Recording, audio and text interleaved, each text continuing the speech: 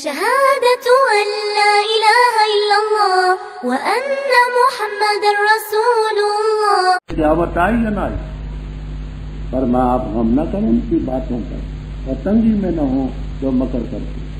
کہتے ہیں اچھا جی وہ جو قیامت لاؤ گے متا حاضر بات ہو، وہ کب وعدہ پورا ہوگا سچی ہوگا.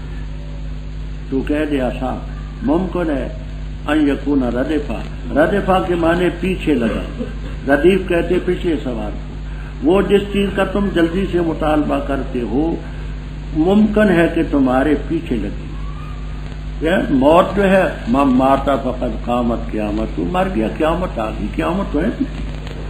رب تیرا لوگوں پر بڑی مہربانی کرتے ہیں لیکن اکثر لوگ شکریہ نہیں ادا کرتے. رب جانتے ہیں جس کو تمہارے سینے چھپاتے ہیں جس کو ظاہر کرتے ہیں. وَمَا مِنْ غَائِبَةٍ، یہ غائبہ کیا ہے؟ تو اس کے متعلق تین چیزیں کہتے ہیں. ایک یہ کہ غائبہ مصدر ہے، دوسرا یہ کہ غائبہ صفت ہے نفسی، کوئی لفظ غائب نہیں آسمان و زمینوں میں مگر فی کتاب. تیسری یہ کہ یہ شیء کی صفت ہے غائبہ. تو پھر شیء تو مذکر ہے، یہ تا کیسے آئی؟ کہتے تا یہاں تانیث کی نہیں، یہ تا یہ ہے مبالغے کی. وما من شیء غائبۃ، تا یہاں جیسے رجل علامۃ راویۃ نصابۃ، تو یہ تا مبالغے کی ہے. کوئی شے انتہائی غائب رہنے والی بھی نہیں آسمان زمین میں مگر کتاب مبین میں. وہ کتاب مبین سے مراد لوح محفوظ. یہ قرآن بیان کرتے ہیں بنی اسرائیل پر اکثر وہ چیزیں جن میں اختلاف کرتے ہیں، اکثر اس لیے کہ بعض وہ چیزیں ہیں جو ان کی شریعت میں تھیں اب منسوخ ہیں، ان کے ذکر کا معنی کچھ نہیں. یہ قرآن ہدن و رحمہ مومنین کے لیے. رب تیرا فیصلہ کرے گا اپنے حکم کے مطابق عملی، وہی عزیز حکیم ہے. اللہ پر توکل کر تو حق پر ہے، حق ایسا حق جو کھلا ہے.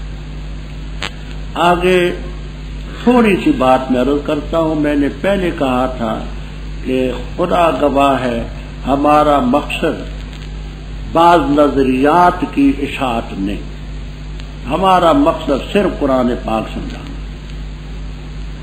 اگر ان نظریات کے متعلق ہوتا تو اب ایک دو مسئلے لے کر کے بیٹھتا اور یہاں تک پہنچے بھی نہ. ہمارا طریق یہ 20 پاروں میں 19 میں آپ دیکھ چکے ہیں. مقصد صرف قرآن سمجھانا، اس کی ترکیبیں، اس کا شان نزول، ربط، صیغے وغیرہ جو ضروری بات. لیکن چونکہ یہ مسئلہ بھی چھڑا ہوا ہے تو اس لیے بڑی مختصر سی بات میں یہاں عرض کرتا ہوں. بات دیکھنی ہو تو سماع الموتیٰ، تسکین الصدور، المسلک المنصور، الشہاب المبین میں وضاحت سے ہم نے کہا. مسئلے کے دو پہلو ہیں کہ جو دنیا سے رخصت ہو چکے ان کی قبور کے پاس کوئی سلام کلام کرے تو سنتے ہیں یا نہیں. ایک شرک ہے انبیاء کرام علیہم السلام عند القبور، دور سے نہ قریب سے. تو اس کے متعلق میں نے پہلے مختصر سی بات کی تھی کہ امت میں سے کسی کا کوئی اختلاف نہیں. حضرت گنگوئی رحمہ اللہ تعالی فتاوی رشیدیہ میں لکھتے ہیں انبیاء کے سماع میں کسی کا کوئی اختلاف نہیں. امداد الفتاوی میں تصریح ہے کہ اس پر اتفاق اور اجماع ہے.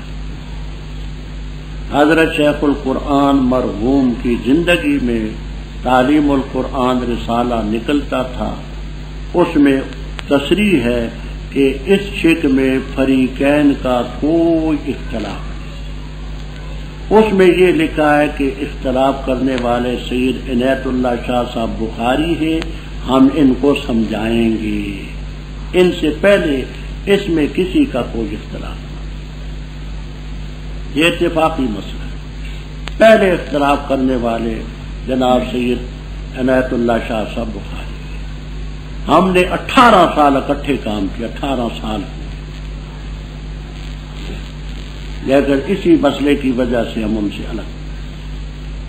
اشاعت و توحید بسنہ کا میں عاملہ کا رکن تھا، بس مسئلے میں اختلاف ہوا الگ ہو.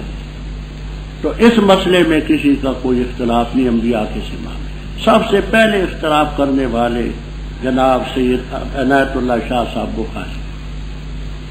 دوسرا مسئلہ ہے عام اموات کے سماع اور عدم سماع کا. یہ اس وقت سے اب تک اختلافی چلا ہے، قائلین بھی ہیں منکرین بھی. چند ضروری باتیں میں عرض کرتا ہوں.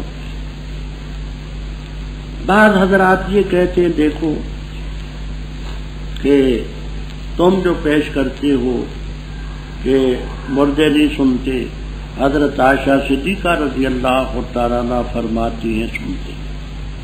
ہم کہتے ہیں سنتے، وہ کہتے نہیں سنتے. تو عائشہ صدیقہ رضی اللہ تعالیٰ عنہ فرماتی ہیں مردے نہیں سنتے. بالکل ٹھیک ہے، وہ ایسے ہی فرماتی ہیں، لیکن بات یہ ہے فیصلہ خود آپ پر ہے. حضرت صلی اللہ علیہ وسلم فرماتے ہیں ان المیت یسمع قرع النعال. بخاری مسلم میں ہے. آپ فرماتے ہیں کہ سنتے ہیں. عائشہ صدیقہ رضی اللہ تعالیٰ عنہ فرماتے نہیں سنتے. تو بات آپ کی مانے یا ام المومنین کی مانے، فیصلہ آپ پر. روایت ہے بخاری میں مسلم میں، اور باب قائم کیا امام بخاری رحم اللہ تعالی نے ان المیت یسمع قرع النعال. تو اب کلمہ ہم نے حضرت صلی اللہ علیہ وسلم کا پڑھا ہے یا عائشہ صدیقہ رضی اللہ تعالیٰ عنہ کا پڑھا. آپ فرماتے ان المیت یسمع، وہ فرماتے نہیں. فیصلہ آپ پر ہے، ہم نہیں. ہم تو یہ سمجھتے کلمہ ہم نے پڑھا ہے لا الہ الا اللہ محمد الرسول اللہ. بخاری مسلم تمام سے کی روایت ہے، آپ کی بات کو کریں. دوسری بات، حضرت عائشہ صدیقہ ایسا کرتی ہے، بے شک وہ مجتہدہ ہے. مجتہد سے خطا ہو تو اس پر گرفت نہیں ہوتی. ہم مجتہد نہیں ہیں، ہم کریں گے تو خطا کار. وہ مجتہدہ ہے بالاتفاق. مجتہد سے غلطی اس کو کوئی پکڑ نہیں. بعض حضرات یہ کہتے ہیں دیکھو جی کہ قرآن اور حدیث میں تعارض ہے. تو قرآن تو قطعی ہے، حدیث ظنی ہے، تو قطعی کو ظنی پر ترجیح ہونی چاہیے. قاعدہ ٹھیک ہے، قرآن کے قطعی ہونے میں بھی کوئی شک نہیں، قطعی اور ظنی کے تعارض میں بھی کوئی شک شبہ نہیں. لیکن عرض یہ ہے کہ جہاں تعارض ہو بھی تو تب نہ تعارض ہی نہیں. کیوں؟ تناقض کے اندر در تناقض حشت وحدت موضوع و محمول و مقام. یہاں نہ موضوع ایک ہے نہ محمول ایک ہے، کچھ بھی. کیوں؟ بات میرے غور سے سمجھنا. قرآن کریم میں ہے انک لا تسمع، بے شک تو نہیں سنا سکتا. یہاں موضوع ہے سنانے والے کی ذات. موضوع کیا ہے؟ اور وہاں موضوع ہے المیت یسمع، وہاں موضوع ہے میت. انک لا تسمع میں سنانے والے کی ذات ہے. وہاں موضوع ہے المیت یسمع، میت موضوع ہے. تو موضوع ایک رہا، سنانے والے کی ذات اور ہے، میت اور ہے، موضوع ایک نہیں. پھر قرآن کریم میں ہے لا تسمع، باب افعال. محمول یہ ہے لا تسمع، وہاں ہے یسمع. حدیث میں یسمع سمع باب ہے. محمول بھی ایک نہیں. تو جب محمول بھی ایک نہیں تو تعارض کیسے ہو؟ قرآن اپنی جگہ پر حق ہے، حدیث اپنی جگہ پر حق ہے. بات میری سمجھ آتی ہے؟ موضوع ایک نہیں، محمول ایک نہیں.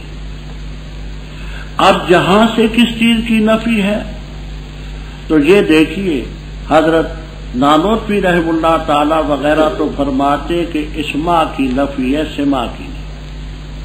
جیسے قرآن کریم میں آتا ہے انک لا تہدی من احببت ولکن اللہ، تو ہدایت نہیں دے سکتا جن کے ساتھ تیری محبت ہے، لیکن ہدایت دینا رب کا کام۔ آگے آپ پڑھیں گے ان اللہ یسمع من یشاء، اللہ سناتے ہے جس کو چاہے، انک لا تسمع، تو نہیں سنا سکتا، یہ رب کا کام۔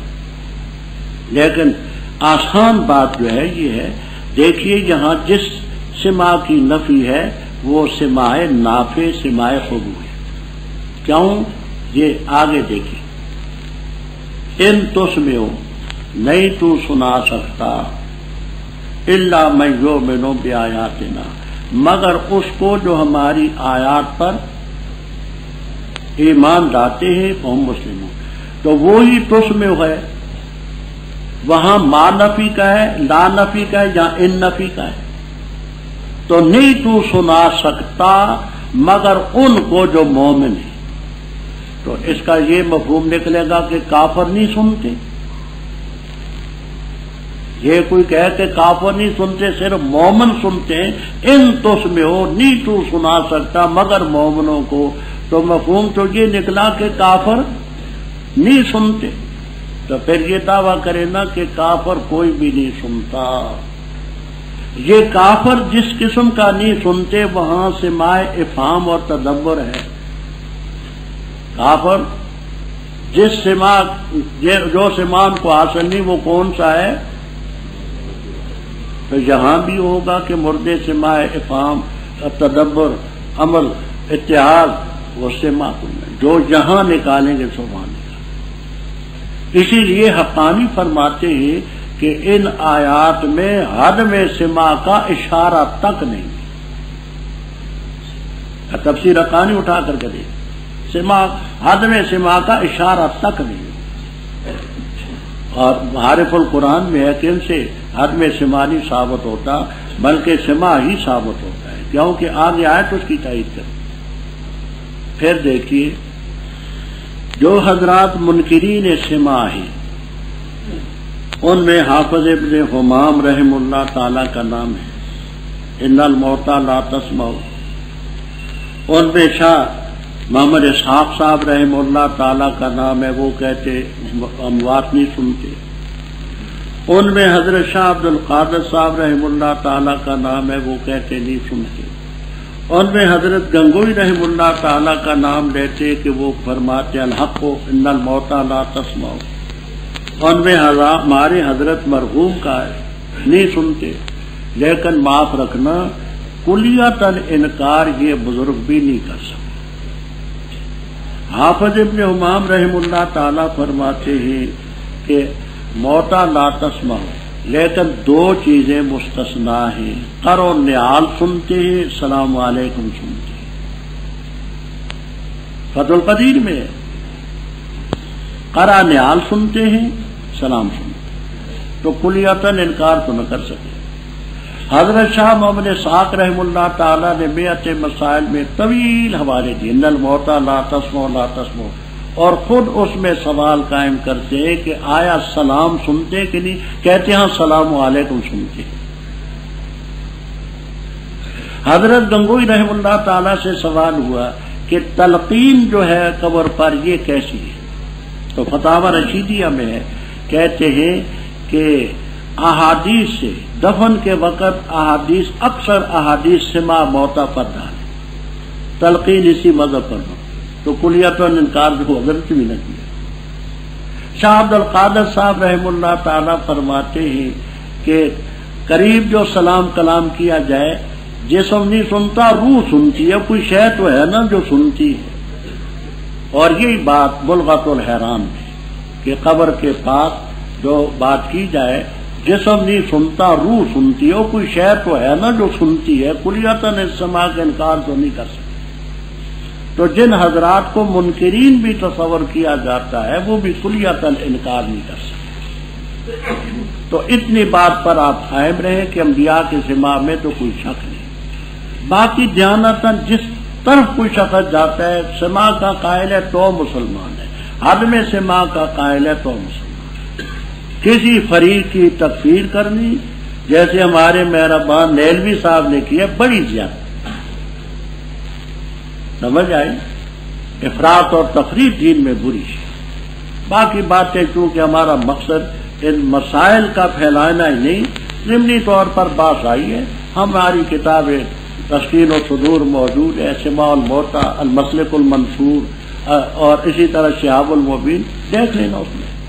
بے شک تو نہیں سنا سکتا مردوں کو اور نہیں سنا سکتا سم و بہروں کو پکار جس وقت کہ وہ پھرے پیٹ دکھاتے ہوئے، اور نہیں تو ہدایت دے سکتا اندھوں کو ان کی گمراہی سے، نہیں تو سنا سکتا مگر ان کو جو ایمان لائے ہماری آیات پر۔ مولانا جلالین والے بولے آج یہ کہتے ہیں ان تسمعوا الا من یؤمن بآیاتنا سماع افہام و، تو یہ وہی معنی اوپر بھی وہی تو لیں گے نا کہ ان کے لیے بھی سماع افہام اور قبول ہوگا۔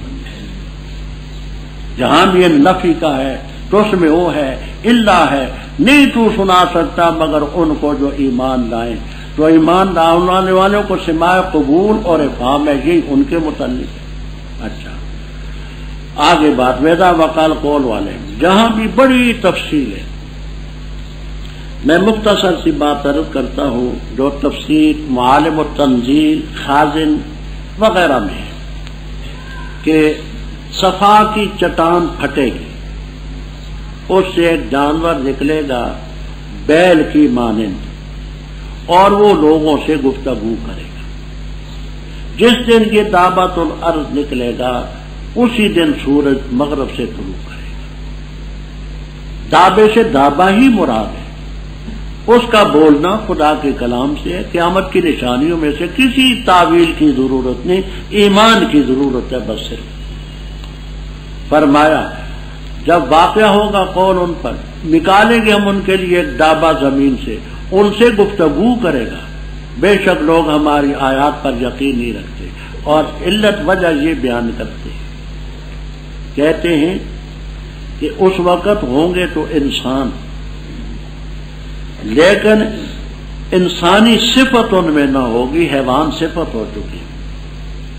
انسان ان سے باتیں بیان کرتے ہیں، واعظین تو ان کی باتیں نہیں مانتے، الجنس و یمیل الجنس سے ٹگا ٹگے کی بات جلدی سنتے ہیں، ان کی بات پر مانیں گے۔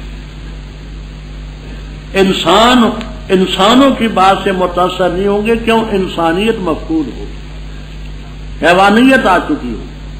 وہ بیل گفتگو کرے گا، سب اس کے پیچھے جی حضرت جی حضرت جی حضرت، جیسے بچڑے کے پیچھے پڑیں گے۔ تو انسان اس وقت حیوان صفت ہوں گے، انسانوں کی باتیں ان کی سمجھ میں نہیں آئیں گی، حیوان کی۔ فرمایا ان الناس کانوا بآیاتنا لا یؤمنون، اور جس دن ہم جمع کریں گے ہر امت سے ایک فوج، ان کی جو ہماری آیات کی تکذیب کرتے ہیں، بس وہ گروہ در گروہ بنائے جائیں گے، حتیٰ کہ جس وقت آئیں گے وہ رب تعالیٰ فرمائیں گے کیا تم نے میری آیات کی تکذیب کی اور نہیں تم نے احاطہ کیا ان آیات کا ذو علم کے، یا کیا کچھ کرتے تھے تم؟ اور واقع ہوگی بات ان پر ان کے ظلم کی وجہ سے، پس وہ نہیں بول سکیں گے۔ کیا نہ دیکھا انہوں نے کہ بے شک ہم نے بنائی رات تاکہ اس میں سکون حاصل کرے اور دن روشن، بے شک اس کے اندر البتہ نشانی اس قوم کے لیے جو ایمان لاتی ہے، اور جس دن پھونکی جائے گی بگڑ، پس گھبرا جائیں گے وہ جو آسمانوں میں ہیں اور وہ جو زمین میں ہیں، مگر وہ جن کو اللہ چاہے، اور ہر ایک آئیں گے اس کے پاس داخلین عاجز و ذلیل ہو کر۔ اور دیکھتے ہو تم پہاڑوں کو، خیال کرتے ان کو جامدتاً جمے ہوئے، اور وہ چلیں گے جیسے بادل چلتا ہے۔ یہ کاروائی ہوگی رب تعالیٰ کی، وہ جس نے اتقنا پکی کر دی، مضبوط کر دی ہر چیز، بے شک وہ خبیر ہے اس چیز سے جو تم کرتے ہو۔ جو لایا بالحسنہ نیکی، پس اس کے لیے اس سے بہتر ہوگا، اور وہ اس دن کی گھبراہٹ سے امن میں ہوں گے۔ اور جو لایا برائی، پس اونڈے کر دیے جائیں گے چہرے ان کے آگ میں، کہا جائے گا نہیں تم بدلہ دیے جا رہے مگر اس چیز کا جو تم کرتے ہو۔ پختہ بات ہے، مجھے حکم دیا گیا ہے یہ کہ میں عبادت کروں اس شہر کے رب کی، وہ رب جس نے حرمت والا کیا شہر کو، اور اسی کے لیے ہر چیز، اور مجھے حکم کیا کہ میں ہو جاؤں مسلمین میں سے، اور یہ کہ میں تلاوت کروں قرآن کی۔ پر جس نے ہدایت حاصل کی بس پختہ بات ہدایت حاصل کرے گا اپنے نفس کے لیے، اور جو گمراہ ہوا پس تو کہہ دے پختہ بات ہے میں ڈرانے والوں میں، اور کہہ دے الحمدللہ ان قریب دکھلائے گا تمہیں اپنی آیات نشانیاں، پس تم ان کو پہچانو گے، اور نہیں رب تیرا غافل اس چیز سے جو تم کرتے۔ واضح ہے رب، اوپر بھی قیامت کا ذکر تھا، آگے بھی قیامت ہی کا ذکر ہے کہ قیامت جب قریب آئے گی وقال قول، تو قیامت آئے گی، دعوت رات نکلے گا، جس دن ہم جمع کریں گے ہر امت سے فوج، ان کی جو ہماری آیتوں کو جھٹلاتے تھے ان کو گروہ در گروہ بنایا جائے گا، فوج در فوج، نمبر ان کے الگ ہوں گے، 10 نمبر کا الگ، 9 کا الگ، 8 کا الگ، بعد حاصل کیا حتی اذا جاؤ، وہ دیکھیے جاؤ پھر آ گیا آپ، یہ آپ کا پیچھا نہیں چھوڑتا جاؤ۔ اچھا تو رب تعالیٰ فرمائیں گے کیا تم نے میری آیات کی تکذیب کی اور ان کو احاطہ نہ کر سکے علمی طور پر؟ کیا کرتے تھے بتاؤ تو؟ بات رب کی لازم ہو چکے گی ان پر، ان کے ظلم کی وجہ سے وہ نہیں بول سکیں گے۔ دیکھیے حضرت ابن عباس رضی اللہ تعالیٰ عنہما سے نافع ابن ازرق نے چند سوالات کیے تھے، ان میں یہ تھا کہ حضرت قرآن کی بعض آیتوں میں تعارض معلوم ہوتا ہے۔ ایک یہ ہے کہ فہم لا ینطقون، وہ نہیں بول سکیں گے۔ دوسرے مقام پر ہے کہیں گے واللہ ربنا ما کنا مشرکین، بولیں گے۔ فرمایا اوقات مختلف، بخاری کتاب التفسیر میں وقت ایک نہ رہے تو گویا کہ کوئی تعارض نہیں ہوتا، مختلف اوقات ہے۔ آگے رب تعالیٰ فرماتے ہیں کہ دیکھو یہ جو رب یہ کام کرتے ہیں قیامت بھی لا سکتے ہیں، دیکھا نہیں کہ ہم نے رات بنائی سکون کے لیے، دن روشن بنایا، اس میں خدا کی قدرت کی نشانی ہے، یہی رب تو قیامت برپا کرے گا۔ قیامت کب آئے گی؟ جب بگل پھونکی جائے گی، یہ نفخہ اولا کے وقت بھی ہوگی، نفخہ اولا کے وقت ہوگی، ففزع من فی السماوات ومن فی الارض الا من شاء اللہ، من شاء اللہ کے متعلق حضرت ابن عباس رضی اللہ تعالیٰ عنہما سے ہے الملائکۃ والحور، یہ بھی ہے کہ اس سے جبرائیل، میکائیل، اسرافیل، عزرائیل علیہ السلام مراد ہے، یہ بھی انہی سے منقول ہے کہ اللہ من شاء اللہ میں شہداء مراد ہے۔ یہ تفسیر صاحب جلالین نے بھی نقل کی ہوگی کہ حضرت ابن عباس فرماتے ہم الشہداء، بولے مولانا۔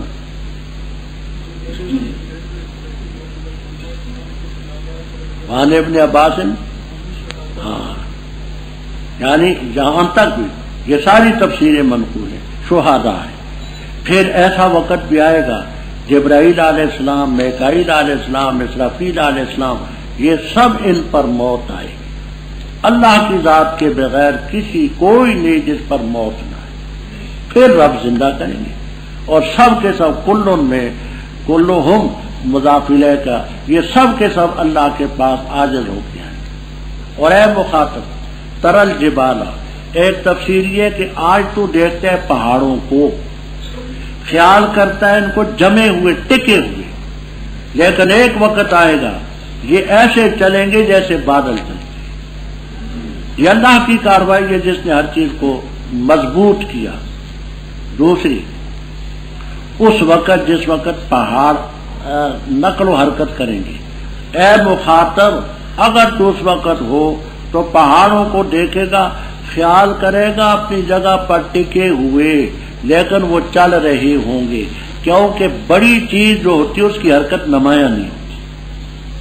پہاڑ کیونکہ بڑے بڑے ہیں وہ حرکت کر رہے ہوں گے تو یہ خیال کرے گا کہ یہ ٹکے ہوئے اس وقت۔ بے شک خبردار ہے جو تم کرے گا۔ اب قیامت کے دن کیا ہوگا؟ جو نیکی لایا اس کے لیے بہتر ہوگی، ادنا درجہ 7 فی سبیل اللہ 700 واللہ یضاعف لمن یشاء، اس دن کی گھبراہٹ سے امن میں ہوگی۔ جو برائی لایا ان کو چہروں کے بل آگ میں اونڈا کیا جائے گا، کہا جائے گا تمہیں نہیں بدلہ دیا جا رہا مگر اس چیز کا جو تم کرتے۔ آخر میں فرمایا سے کہہ دے مجھے حکم ہے کہ میں اس شہر کے رب کی عبادت کروں، حاضل بلدا سے مکہ مکرمہ مراد، کیونکہ مکہ مکرمہ میں آپ تھے، صورت بھی مکی ہے، تو اس شہر کے رب کی عبادت کا مجھے حق۔ اللہ جی یہ صفت ہے رب کی، بلدہ کی نہ سمجھنا، وہ رب جس نے شہر کو حرم بنایا اور اسی کی ہر چیز ہے۔ مجھے حکم ہے کہ میں مسلمین میں سے ہوں، وہی ملنے کے بعد سب سے پہلے آپ نے کلمہ قبول، اور مجھے اس کا حکم ہے نتلو القرآن، قرآن کو جس نے ہدایت حاصل کی اپنے لیے، جو گمراہ ہوا اس کی وہ بات اس پر پڑے گا، میں تو صرف منذر۔ یاد رکھنا قرآن کریم کو پڑھنا، سمجھنا، پڑھانا بہت بڑی عبادت، بڑی عبادت۔ بعض حضرات اپنی تن آسانی کے لیے درس سے گریز کرتے ہیں، کیونکہ مطالعہ کرنا پڑتا ہے، پھر وقت دینا پڑتا ہے، کبھی اس سے گریز نہ کریں۔ ایک آدمی بھی آپ کو مل جائے نا، اس کو بھی قرآن آج ہی آپ نے پڑھا ہے، وجاہدہم بھی جہادن کبیرہ، بہت بڑا جہاد۔ یہ نہ خیال کریں کہ جی چلو آج نہ دیں درس، ایک دن کا بھی نہ کرنا، ہاں مختصر کریں وہ ٹھیک ہے، آپ کو مل جائیں، 2 آدمی بھی ملیں وہ بھی۔ حضرت مدنی رحمہ اللہ تعالی جب ہم پڑھتے تھے وہاں گرفتار ہوئے، مراد آباد کے، مراد آباد جیل میں تھے، تو قاری محمد طیب صاحب مرحوم ان کی خبر لینے گئے۔ کہا حضرت آپ کا کیا شغل ہے؟ فرمایا میں تعلیم الاسلام پڑھاتا ہوں، مولانا مدنی رحم اللہ تعالی نے فرمایا۔ تو انہوں نے ذرافتاً فرمایا حضرت آپ نے خوب ترقی کی، بخاری شریف اور ترمذی شریف پڑھانے کے بعد اب تعلیم الاسلام پر آ لگے۔ تو حضرت نے فرمایا بھائی کام جو پڑھانا ہوا، یہاں جیل میں مجھے بخاری ترمذی پڑھنے والے نہیں ملے، لہٰذا ان کو پڑھاتا۔ وہاں تو پڑھنے پڑھانے والے ملتے تھے، ان کو بخاری پڑھاتا تھا، ترمذی پڑھاتا تھا، یہاں مجھے قیدی ملے ہیں، ان کو تعلیم الاسلام پڑھاتا۔ قرآن کی تلاوت، قرآن کا پڑھنا، قرآن کا سیکھنا بڑی عبادت ہے، جہاد کبیر ہے۔ آج ہی آپ نص سے سن چکے، تو مجھے حکم ہے کہ میں قرآن کی تلاوت کروں۔ ہدایت جس نے حاصل کی اپنے لیے، گمراہ ہوا اس کی گمراہی اس پر پڑے گی، میں تو ڈرانے والا ہوں۔ اور کہہ دے الحمدللہ، اللہ تعالیٰ اپنی نشانیاں تمہیں دکھائے گا، تم پہچانو گے۔ وما ربک بغافل عما تعملون۔ بسم اللہ الرحمن الرحیم۔ طاسین، یہ آیتیں ہی کتاب کی المبین جو کھول کر کے بیان کرتی ہے۔ پڑھتے ہم تجھ پر موسیٰ علیہ السلام کی خبر اور فرعون کی خبر سے جو حق کی خبر ہے، اس قوم کے لیے جو ایمان لاتی ہے۔ بے شک فرعون نے اعلیٰ سرکشی کی زمین میں، اور بنایا اس نے اس کے باشندوں کو شیعہ۔ یستضعف طائفتاً کمزور سمجھتا تھا ایک گروہ کو، ان میں سے ذبح کرتا تھا اس کے بیٹوں کو اور زندہ چھوڑتا تھا ان کی عورتوں کو۔ بے شک تھا وہ فسادیوں میں سے، اور ہم ارادہ کرتے تھے اس کا کہ احسان کریں ان لوگوں پر جو کمزور سمجھے گئے زمین میں، اور تاکہ کریں ہم ان کو پیشوا، اور تاکہ کریں ہم ان کو وارث، اور تاکہ ہم قدرت دیں ان کے لیے زمین میں، اور تاکہ دکھائیں ہم فرعون اور حامان اور ان کے لشکروں کو ان سے وہ چیز جس سے وہ ڈرتے۔ اور وہی کہ ہم نے موسیٰ علیہ السلام کی والدہ کی طرف یہ کہ اس کو دودھ پلا، اور جس وقت تو خوف کرے گی اس پر، پس اس کو ڈال دے فی الجم سمندر میں، اور نہ خوف کر تو اور نہ غم کر، بے شک ہم اس کو لوٹائیں گے تیری طرف اور بنانے والے اس کو رسولوں میں سے۔ پس اٹھا لیا اس کو آل فرعون، فرعونیوں نے، یہ یقونا تاکہ ہو جائے ان کے لیے دشمن اور غم۔ بے شک فرعون اور حامان اور ان کے لشکر تھے خطا کار۔ اور کہا فرعون کی بیوی نے، قرۃ عین، ٹھنڈک آنکھوں کی میرے اور تیرے لیے، نہ قتل کر اس کو، قریب ہے کہ ہمیں یہ نفع دے یا ہم اس کو بنا لیں بیٹھا۔ اور ان کو شعور بھی نہ تھا۔ اور ہو گیا دل موسیٰ علیہ السلام کی والدہ کا خارج۔ بے شک شان یہ قریب تھا کہ البتہ اس کو ظاہر کر دیتی اگر ہم نہ مضبوط کرتے اس کے دل تاکہ ہو جائے وہ تصدیق کرنے والوں میں سے۔ اور کہا اس نے لأختی موسیٰ علیہ السلام کی بہن سے خوشی ہے تو اس کو تلاش کرتی رہی، پس وہ دیکھتی رہی اس کو عن جنب دور سے، اور وہ شعور نہیں رکھتے تھے، اور حرام کی ہم نے ان پر المراضع دودھ پلانے والی اس سے خبر۔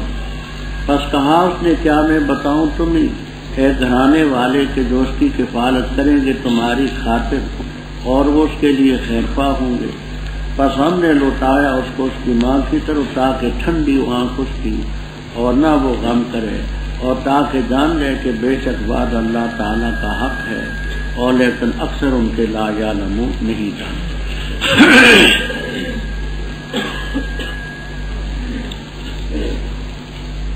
تفسیر کبیر اور سبق الغایات فی نصب الآیات وغیرہ میں یہ ربط لکھا ہے کہ پہلی سورت کے آخر میں ومن ضلّ اور جو گمراہ ہوا،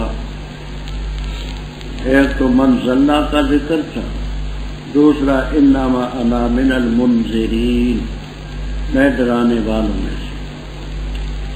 آگے بتانا ہے کہ من ضلّ کا مصداق فرعون حامان یہ اس کی مد میں ہے، اور موسیٰ علیہ السلام یہ منذرین کی مد میں ہے۔ نام اس کا سورۃ القصص، قصص کا معنی حال، سرگزشت، بیان۔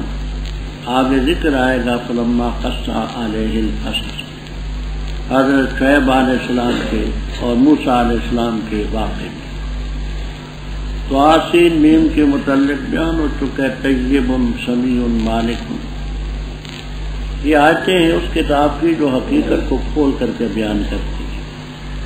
ہم اس کو ہم پڑھتے تجھ پر من نبأ موسیٰ و فرعون بالحق، یہ جار مجرور نبا کے متعلق ہے، موسیٰ علیہ السلام کی خبر اور فرعون کی خبر جو بالحق بالکل سچی ہے۔ رب تعالیٰ سے زیادہ سچا کون ہے، اس سے زیادہ علیم اور خبیر کون ہے؟ تو اس سے بڑھ کر کے کوئی حقیقت کو جانتے ہی نہیں۔ اور اس لیے ہم پڑھتے لقوم یؤمنون، جو قوم ایمان لانا چاہے وہ ان واقعات سے ان کی خبر سے عبرت حاصل کرے۔ ان فرعون علا، یہ علا جارہ نہ سمجھنا، یہ علا فعل ہے، علا یالو دعا یدو کے وزن ہے۔ بے شک فرعون نے سرکشی کی زمین اور وہاں کے باشندوں کو اس نے گروہ در گروہ بنا دیا۔ انگریز کے زمانے میں ایک مقولہ مشہور تھا کہ انگریز کا عمل اس پر ہے آپس میں لڑاؤ اور حکومت کرو، اسی پر ہر حکومت عمل کرتی ہے کہ لوگوں کو آپس میں لڑاتی ہے، آپس میں الجھے رہیں، ان کا اتفاق اور اتحاد ہمارے خلاف کوئی کارروائی نہ کر سکے۔ تو اس سیاست کا بانی یا بالفاظ دیگر موجب فرعون معلوم ہوتا ہے کہ وہاں کے باشندوں کو شیعہ بنا دیا، گروہ در گروہ بنا دیا، آپس میں لڑتے رہیں اور رخ فرعون کی طرف نہ۔ ایک گروہ کو اس نے ضعیف بنا دیا، وہ بنی اسرائیل کا خاندان تھا، ان کے بیٹوں کو ذبح کیا، عورتوں کو زندہ چھوڑا، بات پہلے گزر چکی، بے شک بچا نہیں، اس کی تو یہ کاروائی تھی۔ اور ہمارا یہ ارادہ تھا ان نہ منا یا منو نصرہ، جس کے معنی احسان کرنا، ہمارا ارادہ تھا کہ احسان کرے ان پر جو کمزور سمجھے گئے زمین میں، بنی اسرائیل۔ اور اسی ان پر ان کے نیچے داخل ہے وَأَن نَجْعَلَهُمْ، ہم ان کو پیشوا بنائیں، وَنَجْعَلَهُمْ، اس پر بھی وہی ان داخل ہے، اور یہ کہ ہم ان کو کریں وارث۔ نمکنہ پر بھی وہی ان داخل ہے، نوریہ پر بھی، اور یہ کہ ہم ان کو قدرت دیں زمین میں، اور فرعون اور حامان کو اور ان کے لشکروں کو وہ کچھ دکھائیں جن سے وہ ڈرتے تھے۔ یعنی موسیٰ علیہ السلام کو ہم نے ان کو زندہ رکھا محفوظ رکھا، اور جس کا خطرہ ان کو تھا وہ بالکل ہم نے پورا کر کے دیا۔ وَأَوْحَيْنَا إِلَىٰ مُوسَىٰ، آپ کو تفسیروں میں یہ لفظ ملیں گے وحی الہام اور وحی منام۔ الہام کے ذریعے ہم نے القاء کیا ان کو، یا خواب کے ذریعے بتایا، کیونکہ الہام بھی قطعی نہیں ہوتا، ظنی ہوتا ہے۔ کشف ہوا، الہام ہوا، یہ ظنی چیز ہے، وہی قطعی ہوتی ہے۔ لیکن اس مقام پر وحی الہام یا وحی منام کے لفظ انشاءاللہ آپ کو جلالین تک میں ملیں گے۔ اور اگر اس بات کو تسلیم کیا جائے کما قال بعضهم کہ اللہ تعالیٰ کا فرشتہ ہے، تو اس سے نبوت نہیں ثابت ہوتی۔ آپ پہلے پڑھ چکے ہیں کہ جبرائیل علیہ السلام حضرت مریم علیہ السلام کے پاس آئے، فتمثل لها بشرا سویا، اور ان کو وہ چیزیں بتائیں جو ان کی ذات تک محدود تھی، نہ یہ ان کو نبوت رسالت ملی، وہ نہیں ثابت۔ فرمایا کہ اس کو دودھ پلاتی رہے، فَإِذَا خِفْتِ عَلَيْهِ، جب تجھے اس کا خوف ہو، فَالْقِيهِ فِي الْيَمِّ، یہ آیت مجمل ہے اور پہلے تفسیر آپ سن چکے ہیں۔ اس میں تو یہ ہوتا ہے کہ اس کو سمندر میں پھینک دے، حالانکہ بات یہ ہے کہ فَقْذِفِيهِ فِي التَّابُوتِ فَقْذِفِيهِ، اس کو صندوق میں ڈال اور صندوق کو تو پھینک دے۔ تو یہاں تابوت کے لفظ جن ہیں وہ تابوت کے لفظ ملحوظ رکھنے پڑیں گے جو پہلے آپ پڑھ چکے، کہ اس کو صندوق میں ڈال، صندوق کو سمندر بحر شور میں ڈال۔ ولا تخافی، اے ولا تخافی غرقہ، اس کے ڈوب جانے کا خوف نہ کرنا، ڈوب جانے کا خوف نہ کرنا۔ ولا تحزنی، اے فراقہ، اس کی جدائی کا غم بھی نہ کرنا کہ یہ تو اس سے زیادہ دیر تک الگ رہے گا، ہم جلدی کیوں، اِنَّا رَادُوهُ إِلَيْكَ، ہم تیری طرف لوٹا دیں۔ تھوڑا سا وقت ہوگا جس میں وہ تو اس سے جدا ہوگا، لیکن ہمیشہ کی جدائی، دیر کی جدائی کے لیے، اور ہم اس کو رسولوں میں سے بنائیں گے انشاءاللہ۔ وہ صندوق ڈال دیا گیا اور وہ بہتا بہتا بہتا آگے چلا۔ التقاط کے معنی چننے کے ہوتے ہیں، اٹھانا، چننا، اٹھانا۔ اگر وہ غیر ذوی العقول کی مد میں ہو تو اس کو کہتے ہیں لقطہ، لقطہ، اور بچہ وغیرہ ہو تو اس کو کہتے ہیں لقیط، تو بچے کو لقیط کہتے ہیں، اور غیر ذوی العقول چیز ہو تو اس کو لقطہ کہتے ہیں۔ ایسی گری پڑی چیز ملے تو 1 سال تک اعلان کرنا پڑتا ہے۔ سال کے بعد امام ابو حنیفہ رحمہ اللہ تعالیٰ کی تحقیق یہ ہے کہ اگر یہ ہے امیر، یعنی زکوٰۃ دیتا ہے، قربانی کرتا ہے، فطرانہ دیتا ہے، تو اس کو خود نہیں کھانا چاہیے صدقہ کا، اور اگر یہ قربانی نہیں دیتا، فطرانہ نہیں دیتا، مسکین ہے تو خود بھی کھا سکتا ہے۔ جبکہ امام شافعی رحمہ اللہ تعالیٰ کا یہ مسلک ہے کہ اگر امیر بھی ہے تو وہ سال کے بعد اس کو خود کھا سکتا ہے۔ تو لقطے کا معنی گری پڑی چیز، لقیط کے معنی بچہ گرا پڑا، تو التقل اس کو اٹھایا آلے کرو۔ اب یہاں آپ کو مختلف تفسیریں خازن میں، معالم التنزیل میں، روح المعانی میں ملیں گی۔ کوئی کہتے اس کا دھوبی تھا، دھوبی کپڑے دھونے والا، کوئی کہتے مچھلیاں پکڑنے والا تھا، کوئی کہتے اس کا مالی تھا جو پانی باغ کو چلاتا ہے۔ بہرحال فرعون کا کوئی ملازم تھا، وہ اٹھانا لے یکون لام عاقبت، عاقبت یہ ہوئی، انجام یہ ہوا کہ ان کا بالآخر وہ دشمن اور غم کا ذریعہ بنا۔ بے شک فرعون، حامان اور ان کے لشکر تھے خطا کار۔ اس بات میں تفسیر کبیر، روح المعانی، قرطبی وغیرہ میں یہ ہے کہ اس لیے خطا کار تھے کہ انہوں نے بچے ناحق قتل کروائے، لوگوں کی بے حرمتی کی، عورتوں کی تلاشیاں لی، یہ ناحق بچے ذبح کرنے ان کا گناہ۔ اللہ تعالیٰ نے اس گناہ کا بدلہ حضرت موسیٰ علیہ السلام کے ذریعے فرعون اور اس کے لشکر کو دیا۔ تو خطاکار کے اس کارروائی میں جو ذبح ابنا اور جو بنی اسرائیل پر زیادتیاں تھیں یہ تھی۔ دوسری تفسیر قیلہ سے رویہ سے یہ تفسیر بھی آپ کو ملے گی کہ ان کا تکوینی طور پر موسیٰ علیہ السلام کو گھر میں رکھنا یہ ان کی خطا تھی تکوینی طور پر۔ جہاں مولانا روم رحمہ اللہ تعالی نے مثنوی شریف میں مثنوی شریف بڑی تصوف کی عمدہ ان کی کتاب ہے، وہ آج کل اس کو پڑھنا پڑھانا بھی چھوڑ دیا ہے۔ ہمارے حضرت مرحوم مولانا حسین علی صاحب رحمہ اللہ تعالی سبقاً اس کو پڑھاتے تھے، تصوف کی بڑی اونچی کتاب۔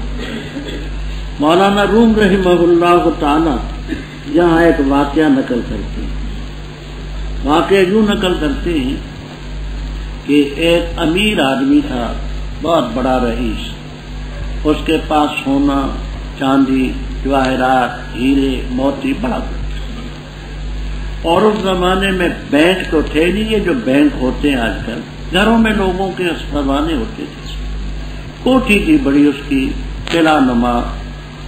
تو چند ڈاکوؤں نے اس کو لوٹنے کا ارادہ کیا، لیکن یہ حیران رہے کہ دن کو پہرے دار ہوتے ہیں، رات کو دروازے بند ہوتے ہیں، تو کیسے لوگ؟ خیر انہوں نے منصوبہ بنایا کہ اپنے میں سے ایک ہلکے پھلکے وجود کے ڈاکو کو ہیلے بہانے سے دن میں اندر داخل کر، بڑے دروازے ہیں، نظر بچا کر کے اندر جائے، کونے میں چھپ جائے، رات کا فلاں وقت ہو، ستارہ فلاں جگہ ہو، تو اٹھ کر کے دروازہ، ہم دروازے پر کھڑے ہوں گے، دروازہ کھولے گا تو ہم اندر داخل ہوتے ہیں۔ بڑی کوٹھی تھی، اندر بڑے پلنگ پڑے ہیں، بڑا سامان ہے، کسی کونے میں لگ گیا ہوئے۔ رات ہوئی، وہ وقت آیا تو اس نے آہستہ سے دروازہ اندر سے کھولا، دروازہ کھولا تو صاحب خانہ کو جاگ آ گئی۔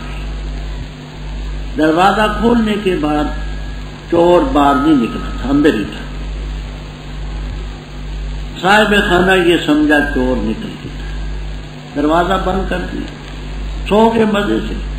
شہری کے وقت خوب گہری نیند آئی، تو اس کے بعد اس چور نے پھر دروازہ کھولا، اس کے ساتھی اندر آئے، لوٹ لیا۔ مولانا روم فرماتے ہیں دربا بستو دزد اندر خانہ لوٹ، دربا بستو دزد اندر خانہ لوٹ، ہی لائے فرعون عظیم افسانہ۔ دربا بستو دزد اندر خانہ لوٹ، ہی لائے فرعون عظیم افسانہ، کہ اس نے دروازہ بند کر دیا اور چور اندر ہی تھا۔ اسی واسطے فرعون کی تدبیر کہانی ہے کہ جو جس سے خطرہ وہ تو گھر میں پل رہا ہے، موسیٰ علیہ السلام، جس سے خطرہ ہے وہ تو گھر میں پل رہا ہے، اوروں کے پیچھے وہ پڑا ہوا ہے۔ یہ واقعہ بیان کر کے تصوف کا نقطہ نکالتے مولانا روم رحمہ اللہ تعالی فرماتے ہیں کہ ہم لوگ جو کرتے ہیں نا میری توبہ استغفر اللہ توبہ توبہ توبہ، تو کہتے ہیں ہماری توبہ اس شخص کی طرح دروازہ بند کرنا ہے۔ وہ حزم علی اسم، گناہ کا ارادہ چور تو دل ہی میں ہوتا ہے، یعنی دل کے اندر چوری کا ارادہ، گناہ کا ارادہ وہ اندر ہی ہے، اوپر اوپر سے کہتے میری توبہ میری توبہ میری توبہ۔ دربا بستو دزد اندر خانہ بود، ہی لائے فرعون عظیم افسانہ، کہتے وہ جو ارادہ ہے نا برائی کا، اس کو باہر نکالو، پھر دروازہ بند کرو۔ توبہ سے تو دروازہ بند کر لیا تو چور اندر ہی ہے۔ فرمایا وقالت امرأۃ فرعون، فرعون کی بیوی نے کہا، آسیہ بنت مزاحم ابن عبید ابن ریان ابن ولید، یہ جو ریان ابن ولید بادشاہ تھا مصر کا، یوسف علیہ السلام کے دور میں یہ اس کی پڑپوتی تھی، بڑی نیک دل بیوی تھی، آسیہ بنت مزاحم رحمہ اللہ۔ اس نے کہا قرۃ عین لی، آنکھوں کی ٹھنڈک ہے میری بھی اور تیری بھی اے فرعون۔ ولید ابن ریان اس فرعون کا نام تھا، اس کو قتل نہ کر۔ یہ الفاظ بتلاتے کہ انہوں نے قتل کا ارادہ کر لیا، قریب ہے کہ ہم ہی نفع دیں یا ہم اس کو بیٹا بنائیں، اور ان کو شعور بھی نہ تھا کہ کون کیا کراتا تو رب تھا نا۔ رب نے آسیہ بنت مزاحم کو موسیٰ علیہ السلام کے بچاؤ کا عالم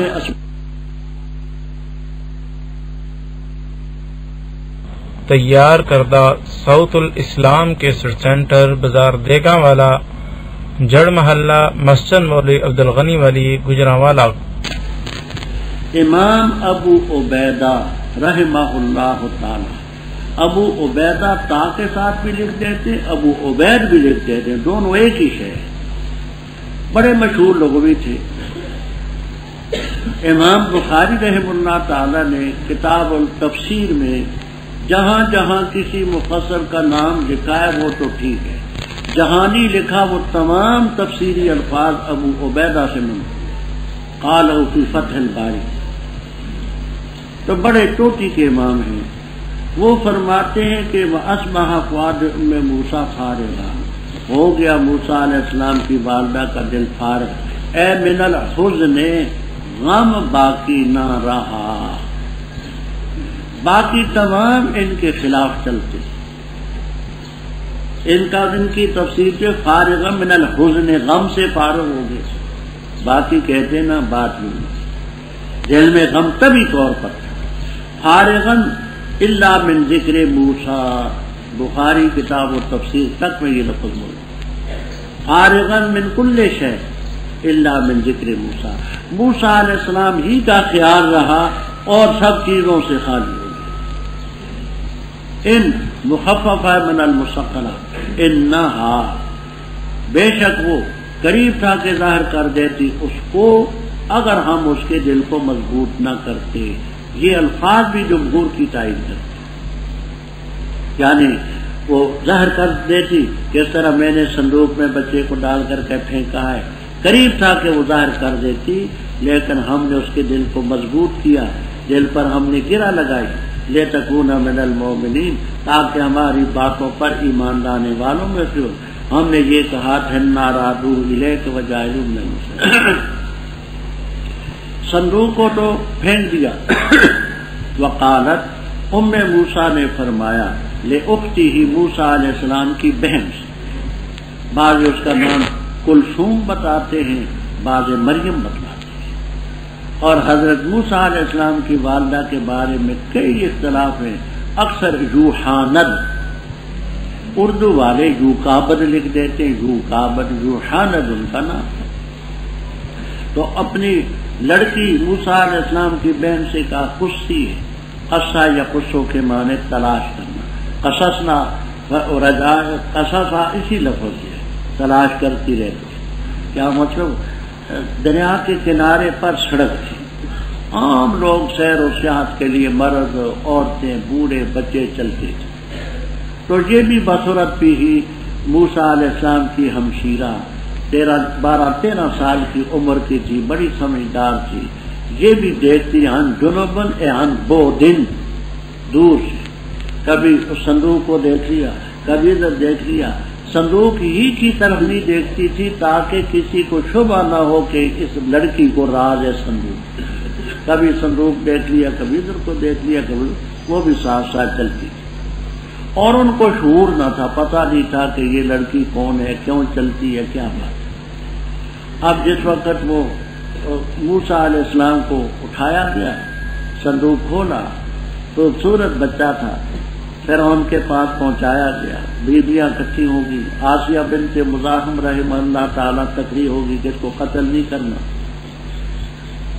پہلے کچھ اوپرا دودھ گائے کا، بھینس کا، بکری کا پلایا، نہ پیا، پھر عورتیں جمع کی گئی، کسی کا دودھ نہیں پیا، وَحَرَّمْنَا عَلَيْهِ الْمَرَاضِعَ، یہ مراضع مرضعن کی جمع بھی ہے، مرضعن کے معنی دودھ پلانے والی۔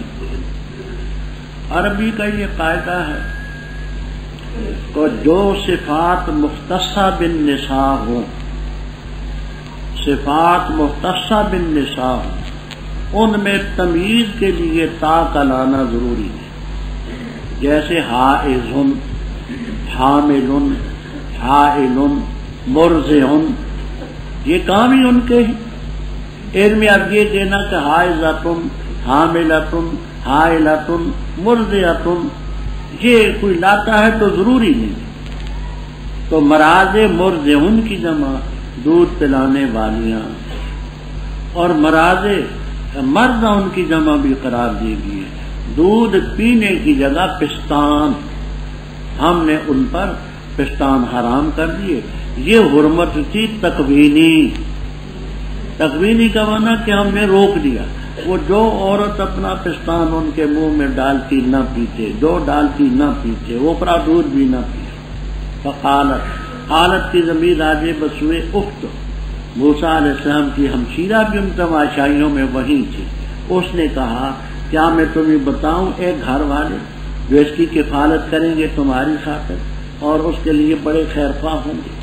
تو اپنی والدہ کا ذکر کیا، کس طرح ہمارے محلے میں ایک بی بی ہے، اس کا دودھ پلانے کو شاید تھی۔ چنانچہ فرعون کے کارندے بیویاں گئی ان کو لے آئے۔ جس وقت حضرت موسیٰ علیہ السلام کی والدہ آئیں، تشریف لائیں، انہوں نے پستان ان کے منہ میں ڈالا، انہوں نے دودھ پیا، سب نے خوشی منائی۔ فرددنا الی امی، تاکہ ٹھنڈی آنکھ اس کی بچے کو دیکھ کر کے، ولا تحزن علی فراقہ، اس کی جدائی پر غم نہ کرے، اور جان لے کہ اللہ کا وعدہ حق ہے۔ ہم نے کہا تھا انا رادوہ الیک وجاعلوہ، لیکن اکثر لوگ جو ہے وہ نہیں جانتے۔ اور جس وقت پہنچا وہ اپنی جوانی کو اور سیدھا ہوا، ہم نے دیا اس کو حکم اور علم، اور ایسے ہی ہم بدلہ دیتے محسنین۔ اور داخل ہوئے شہر میں اعلیٰ حین غفلت، غفلت کے وقت پر جو باشندے وہاں کے غافل تھے، بس پایا اس نے اس شہر میں دو مردوں کو یقتتلان، آپس میں جھگڑ رہے تھے۔ لہذا من شیعتی، یہ موسیٰ علیہ السلام کے گروہ سے تھا اور یہ دشمنوں سے تھا، پس مدد طلب کی اس سے اس شخص نے جو ان کے گروہ سے تھا، اس شخص کے خلاف جو ان کے دشمنوں میں سے تھا۔ فوقظہ موسیٰ، پس موسیٰ علیہ السلام نے مکہ ٹکایا اس کو، وقضى علیہ، وہ ڈھیر ہو گیا، مر گیا۔ قالا، فرمانے لگے یہ تو شیطانی کاروائی ہوئی، بے شک شیطان عدو مضل مبین، بہکانے والا ہے تو۔ فرمایا میرے رب بے شک میں نے ظلم کیا اپنی جان پر، پس مجھے بخش دے، پس اللہ نے اس کو بخش دیا، بے شک وہ غفور الرحیم۔ فرمایا میرے رب بسبب اس کے کہ تو نے مجھ پر انعام کیا، پس ہرگز نہ ہوں گا میں ظہیراً امدادی مجرموں کے لیے۔ پس صبح کی انہوں نے شہر میں خوف کرتے ہوئے یا ترقب و نگرانی کرتے تھے، پس اچانک وہ جس نے مدد طلب کی تھی ان سے کل یستصرخ کو چلا رہا ہے، بلا رہے تھے۔ فرمایا اس سے موسیٰ علیہ السلام نے بے شک تو البتہ غوی، گمراہ ہے کھلا۔ پر جس وقت ارادہ کیا یہ کہ پکڑے اس کو جو ان دونوں کا دشمن تھا، کہا اس نے اے موسیٰ علیہ السلام، کیا تو ارادہ کرتے اس کا کہ تو مجھے قتل کر دے جیسے قتل کیا تو نے ایک نفس کو کل؟ نہیں تو ارادہ کرتا مگر یہ کہ ہو تو جبر کرنے والا زمین میں، اور نہیں ارادہ کرتا تو اس کا کہ ہو جائے تو مصلحین میں سے۔ اور آیا ایک شخص شہر کے دور کے کنارے سے یسعی دوڑتا، اس نے کہا اے موسیٰ علیہ السلام، بے شک جماعت یا تمرونا مشورہ کر رہی ہے تیرے بارے میں تاکہ تجھے قتل کر دے، پس تو نکل جا، بے شک میں تیرے لیے خیر خواہوں میں سے ہوں۔ پس نکلے اس شہر سے خوف کرتے ہوئے یا ترقب، نگرانی کرتے ہوئے، دیکھتے ہوئے۔ قال رب نجنی، فرمایا میرے رب مجھے نجات دے ظالم کو۔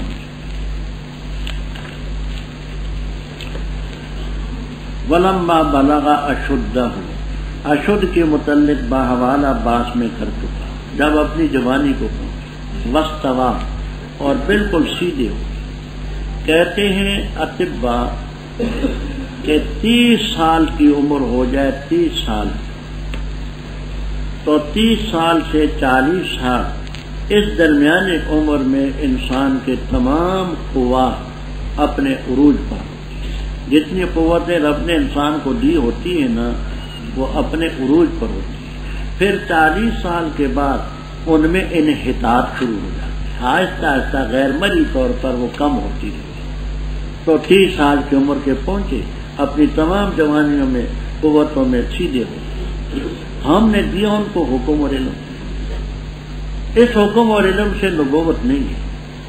جیسے کہ محلی رحم اللہ تعالی وغیرہ یہ فرماتے ہیں، وہ یہ کہتے ہیں کہ جب 30 سال کے ہوئے تو ہم نے ان کو سمجھ دی، پھر 40 سال کے ہوئے علم دی، ابھی تو نبوت ملتی نہیں، نبوت تو ملے گی 10 سال کے بعد۔ وہ آگے آئیں گے، وہ مدین جائیں گے، وہاں سے لوٹیں گے، نبوت اس وقت ملتی۔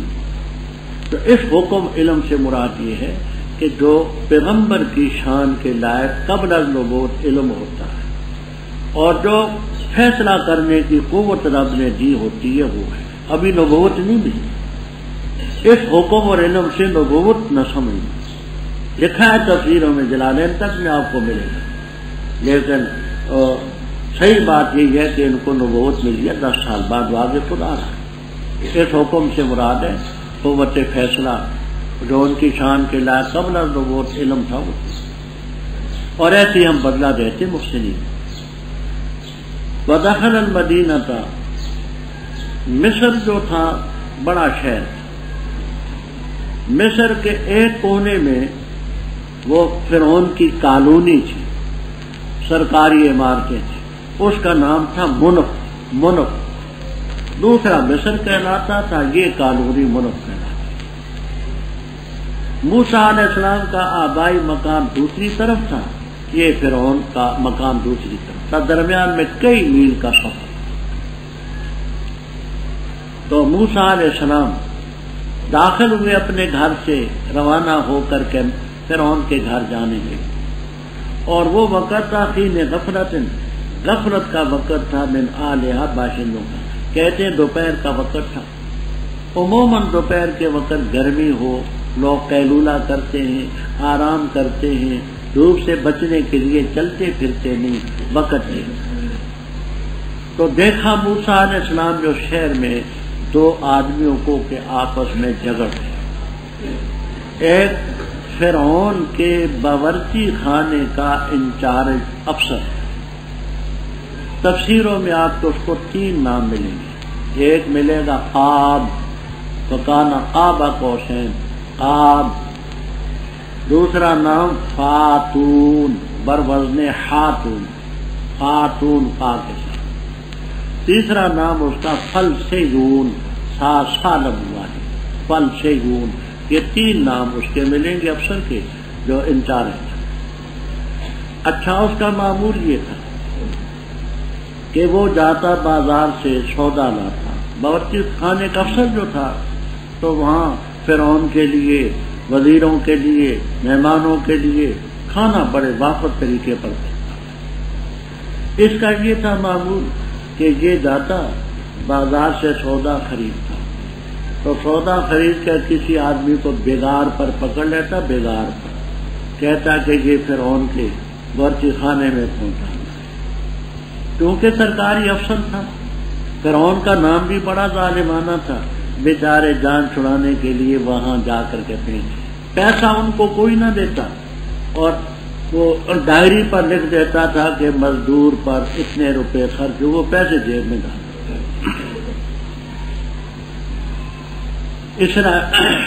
اسرائیلی ایک مزدور، اس کا نام میں نے تفسیروں میں ڈھونڈا لیکن مجھے ملا نہیں، وہ ہلکے پھلکے وجود کا آدمی تھا، قانون جانتا تھا۔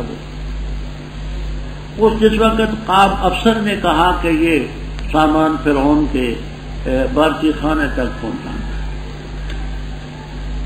اس نے کہا جی دیکھیے میں کمزور آدمی ہوں، بوری بڑی ہے، بہت زیادہ ہے، میں کمزور ہوں، آپ کسی تکڑے کو مزدور دیں، اس کو مزدوری دیں اور اس کو کہیں۔ آپ یہ کرتے ہیں کہ پیسے جیب میں ڈالتے ہیں لوگوں پر ظلم کرتے ہیں اور گویا کہ کھاتے میں ڈال دیتے کہ اتنا خرچ ہوا. وہ ماہر تھا، جانتا تھا کہ اس کی یہ چراغ. اس نے جب کھری کھری باتیں کہی تو وہ افسر بگڑ گئے. اس نے تو سارا راز میرا کھول دیا، یہ سارا کچھ جانتا ہے. وہ افسر نے کہا کہ ضرور تو لے جائے گا. اس نے کہا نہیں لے گا. اب ان دونوں کے ساتھ تکرار. موسیٰ علیہ السلام نظر آئے تو اس مظلوم اسرائیلی نے موسیٰ علیہ السلام کو بلا کر کے واقعہ پیش کیا کہ یہ افسر صاحب ہیں، ان کا روزانہ یہ معمول ہے. حضرت دیکھیں یہ بوری کتنی بھاری ہے اور میرا وجود بھی دیکھیں ہلکا پھلکا وجود ہے، میں بوری اٹھا سکتا ہوں. اور یہ لوگوں سے بیگار لیتا ہے اور پیسے ان کو نہیں دیتا، پیسے خود ہضم کر لیتا ہے اور لکھ دیتا ہے کتنا خرچہ ہوا. تو حضرت کو سمجھایا. موسیٰ علیہ السلام نے سمجھایا کہ واقعی بھائی یہ تیری زیادتی. تجھے جب سرکاری طور پر پیسے ملتے مزدور کے کلی کے تو تکڑا قوی مزدور تلاش کر وہ بوجھ اٹھائے گا. یہ بیچارہ کمزور ہے، اٹھا بھی نہیں سکتا اور تو یہ ظلم ہے. وہ الٹا موسیٰ علیہ السلام کے پیچھے ہو گیا کہ تیرے تنور کے لیے تو انتظام کر دو، تو نے بھی تو کھانا ہے نا وہیں سے، ورچے کھانے کا سامان ہے تو بھی کھائے گا. فرمایا مجھے تو اس کا علم نہیں تھا کہ اس طرح ظالمانہ طریقے سے تو کام کرتا ہے، زیادتی ہے تیری. موسیٰ علیہ السلام کے سامنے بھی اس نے ایسی تند اور تیز باتیں کی. موسیٰ علیہ السلام نے ایک مکہ ٹکایا تھا کہ دماغ اس کا سنٹر میں آ جائے. اب مکے سے عادتاً آدمی مرتا نہیں، مرتا تو محمد علیہ کلے مر جاتا کبھی کبھی. کروڑوں پاؤنڈ اس نے اور ڈالر کمائے ہیں مکہ بازی سے. تو مکہ آلہ قتل نہیں، نہ ارادہ قتل ہے نہ آلہ قتل ہے، لیکن مکہ مارنے سے ڈھیر ہو گیا. اس کا ذکر ہے کہ وہاں دو آدمی لڑ رہے تھے. یہ موسیٰ علیہ السلام کی برادری سے تھا، ان کے دشمنوں میں سے تھا. بس مدد طلب کی اس نے جو ان کی برادری سے تھا. اب اس شخص کے خلاف وقضا مکہ مارا موسیٰ علیہ السلام نے. فقضا علیہ، اے ماتا، مر گیا. موسیٰ علیہ السلام نے فرمایا یہ تو شیطانی کاروائی ہوئی، بے شک یہ عدو مظلم، بہکانے والا ہے ابلیس مظلم. اے رب میں نے ظلم کی اپنی جان پر، فاغفر لی. یہ قتل خطا ہے. جہاں طویل باتیں چلتی ہیں کہ وہ شخص تو حربی تھا، حربی کا قتل کرنا جو ہے وہ اس میں کوئی گناہ نہیں ہوتا. پھر ظالم تھا، ظالم کا قتل کرنا بھی کوئی گناہ نہیں. یہ بڑی باتیں یہاں چلتی ہیں، لیکن الفاظ یہ بتاتے ہیں کہ موسیٰ علیہ السلام اپنی خدا پر پشیمان. رب انی ظلمت نفسی، مجھ سے زیادتی ہوگی، فاغفر لی. یہ خطا قتل ہوا، فغفر لی، کیونکہ قتل آخر قتل ہوتا ہے. انہ الغفور الرحیم. اعلیٰ فرمایا اے میرے رب بسبب اس کے کہ تو نے مجھ پر انعام کیا، میں آئندہ مجرموں کا ظہیراً امدادی نہ ہوں گا، مجرموں کی امداد نہ کروں. اب اس سلسلے میں یہ شخص مجرم تو نہیں، لیکن اس کے کہنے پر قتل کی نوبت پہنچی تو گیا اس جرم کا سبب تو بنا. تو اس لیے فرمایا پر صبح کی انہوں نے شہر میں خائفاً خوف زدہ سے، ترقب کا معنی نگرانی کرنا، تاڑنا، دیکھنا. آخر قتل کا مسئلہ ہے. قتل کسی حکومت میں بھی ایسے نہیں چھوڑتے اس کی تحقیق کیے بغیر. تو خیال ہے کہ ضرور کوئی نہ کوئی راز کھلے. بس اچانک وہ شخص جس نے کل مدد طلب کی تھی موسیٰ علیہ السلام سے، آج پھر کسی سے الجھا ہوا ہے اور آج پھر موسیٰ علیہ السلام کو بلا رہے، حضرت آئیے. موسیٰ علیہ السلام نے فرمایا تو بڑا گمراہ ہے کھلے طور پر. تو روزانہ لوگوں سے لڑتا رہے گا، میں مکے ٹکاتا رہوں گا اور ان کو آگے بلٹی کرتے رہیں گے. یہ کیا سلسلہ ہے؟ فلما ان ارادہ ماضی پر ان کا زائد آنا یہ مسلم بات ہے، ماضی پر ان زائد آنا ہے. اب مارنا نہیں چاہتے موسیٰ علیہ السلام، ارادہ کیا کہ پکڑے اس کو جو دشمن ہے. تو تند باتیں جو کی تھی اس مزدور سے، انک لغوی مبین، اور پھر آستینیں چڑھا کر کے دوسرے کو پکڑنا چاہا. وہ مزدور کہنے لگا، اس نے سمجھا شاید باتیں سخت مجھ سے کی ہیں تو آستینیں بھی میرے خلاف چڑھا کے آئے. اس نے کہا موسیٰ علیہ السلام کیا تو ارادہ کرتا ہے کہ مجھے قتل کرے جیسے کل تو نے ایک نفر کو قتل کیا؟ تو نہیں ارادہ کرتا مگر یہ کہ جبار فی الارض بنے، اور مگر یہ کہ تو جبار جبر کرنے والا زمین میں ہو، اور ارادہ نہیں کرتا تو کہ مصلحین کو. تو یہ مزدور نے اگل دی بات صرف اپنی جان بچانے.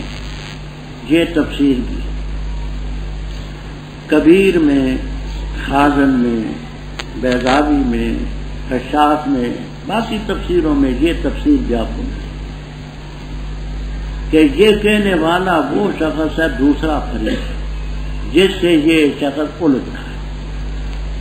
اس نے یہ کیوں کہا کہ کل تو نے قتل کیا؟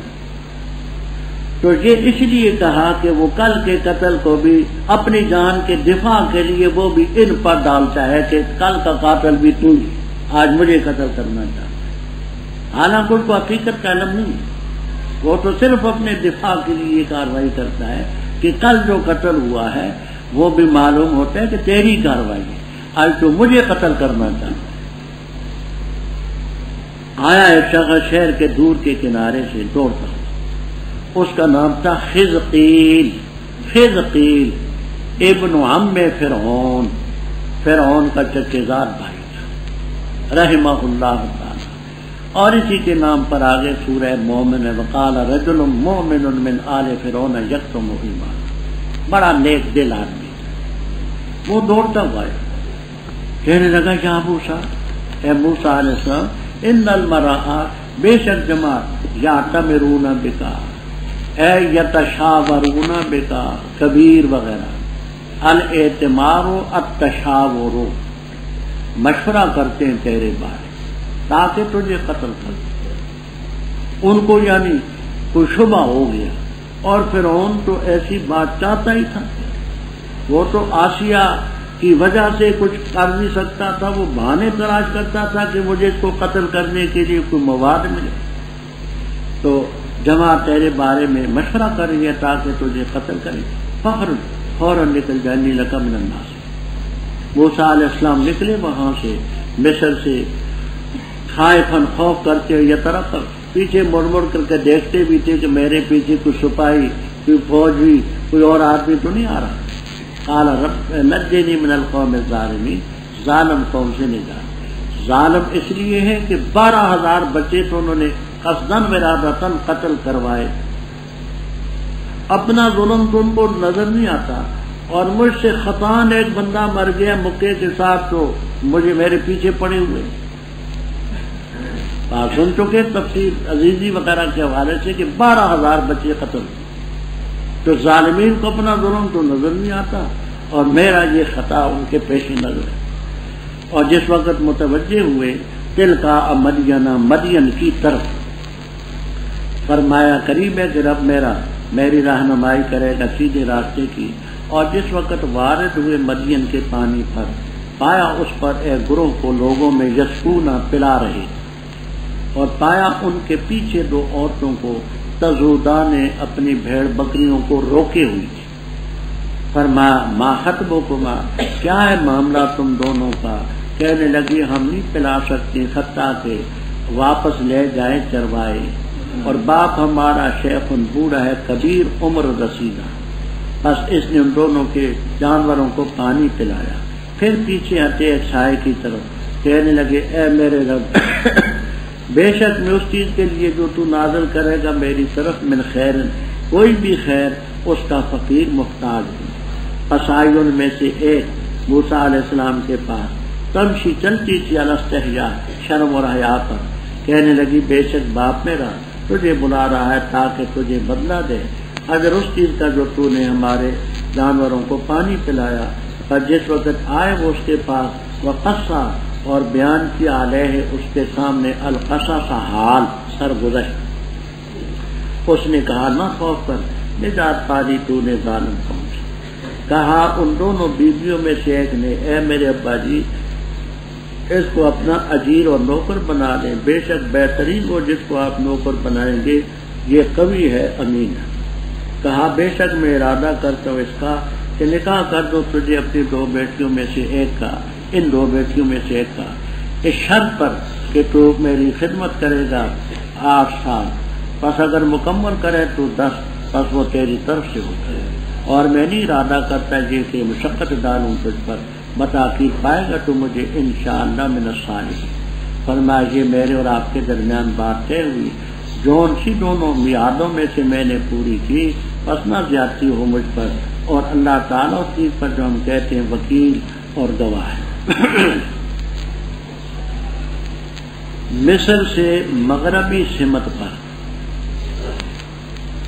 10 یا 8 دن کی مسافت پر مدین ہے، وہ الگ حکومت تھی وہاں، مصر کے حقوق قانون وہاں نہیں تھے، الگ ترک حکومت۔ تو متوجہ ہوئے مدین کی طرف، تو کہنے لگے کہ رب میرا مجھے راستے کی بصیرت دے گا، پہلے کبھی گئے نہ تھے، ناواقف تھے، سڑکیں ہوتی نہیں تھی کہ سڑک پر چل پڑتے اور جہاں ختم ہوتی، تو رب بھی مجھے میرے راستے میں رہنمائی فرمائے گا۔